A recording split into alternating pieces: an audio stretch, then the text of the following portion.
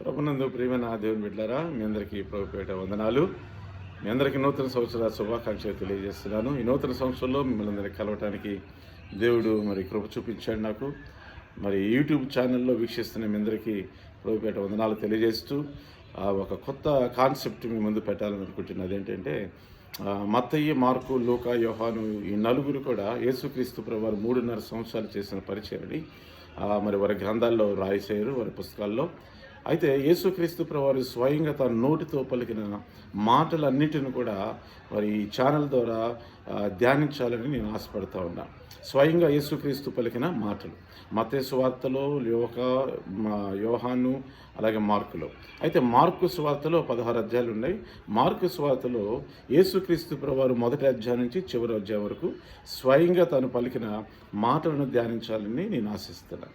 ఈరోజు దేవుని వాక్యంలో మార్కు సువార్త మొదటి అధ్యాయము 14వ వచనం చూసినట్లయితే, యోహాను చెరపట్టబడిన తర్వాత యేసు కాలము సంపూర్ణమైనది, దేవుని రాజ్యము సమీపించినది, మారుమనసు పొంది సువార్త నమ్ముడని చెప్పుచు దేవుని సువార్త ప్రకటించుచు గలిలయకు వచ్చెను.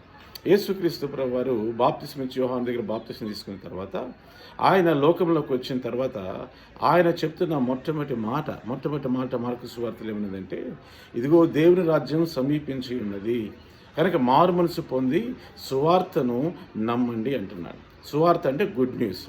సువార్త ఏంటి? యేసుక్రీస్తు ప్రభువారు ఈ లోకంలోనికి మన కొరకు రావటమే ఒక సువార్త. ఆయన మన కొరకు చనిపోవటం, మన కొరకు జన్మించటం, మన కొరకు పునరుద్ధానానికి లెగటమే సువార్త కదా. కనుక మనం మొదటగా యేసుక్రీస్తు ప్రభువారు చెప్పినట్టుగా దేవుని రాజ్యం సమీపిస్తుందని గ్రహించాలి. యుద్ధాలు, భూకంపాలు, కరువులు, భయంకరమైన విపత్తులు, భయంకరమైన రోగాలు మనం చూస్తున్నాం. ఇప్పుడు కూడా కరోనా లాంటి కొత్త వైరస్ వస్తుందని అక్కడక్కడ మన ఫేస్బుక్స్లో, అలాగే యూట్యూబ్ ఛానల్స్లో, అలాగే టీవీ మాధ్యమాల్లో మనం చూస్తూ ఉన్నాం. ఈ దేవుని రాజ్యం సమీపిస్తుంది కనుక మనం మారుమనసు పొంది ఆయన రాకడ కొరకు సిద్ధపడాలి. కనుక మారుమనసు పొంది సువార్తను నమ్మాలి. యేసుక్రీస్తు ప్రభు యొక్క మాటలను మనం నమ్మాలి. మాటలను నమ్మి మన మారుమనసు పొంది మన మనసు మార్చుకుని దేవునికి దగ్గరయ్యి సహవాసం చేసి ఆయన రాకడ కొరకు మనం సిద్ధపడినట్టయితే ఖచ్చితంగా మనం ఆ దేవుని రాజ్యంలోకి వెళ్తాం. యేసుక్రీస్తు ప్రభువు ఎందుకు వచ్చారు ఈ లోకంలోనికి? మనందరినీ దేవునితో తిరిగి సహవాసం చేసడానికి, ఆయనతో సంబంధాన్ని కలపటానికి వచ్చాడు. అంతేకాదు మనందరినీ మళ్ళీ తిరిగి దేవుని రాజ్యంలో తీసుకువెళ్ళటానికి ఈ లోకంలోనికి ఆయన వచ్చాడు. అందుకని యోహాను సువార్తలో మనం చూస్తాం కదా, ఆయన పరలోకంలోకి వెళ్ళి ఆయన మన కొరకు స్థలాన్ని సిద్ధపరుస్తున్నాడంట. మరలా తిరిగి ఆయన మన కొరకు రానే ఉన్నాడు. కనుక దేవుని బిడ్డలారా, యేసుక్రీస్తు మార్కు సువార్తలో మొట్టమొదటి పలికిన మాట ఏంటంటే, ఇదిగో దేవుని రాజ్యం సమీపించుచున్నది కనుక మారుమనసు పొందిడి, సువార్తను నమ్ముడి అని చెప్పాడు. కనుక మనం కూడా మారుమనసు పొందుదాం, దేవుని వాక్యాన్ని అంటే సువార్తని నమ్ముదాం, ఆయన రాకడ కొరకు సిద్ధపడదాం.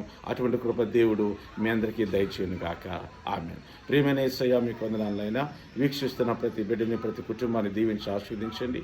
ఇంకెవరైతే మారుమనసు లేక రక్షణ లేకున్నారో వారందరికీ మారుమనసును, రక్షణ, పాపక్షమాపణ, పశ్చాత్తాపం దయచేసి యేసుక్రీస్తు ప్రభు రాకడ కొరకు బిడ్డలందరూ కూడా సిద్ధపడినట్లుగా సహాయం చేయమని యేసుక్రీస్తు నామమున ప్రార్థిస్తున్నాం తండ్రి.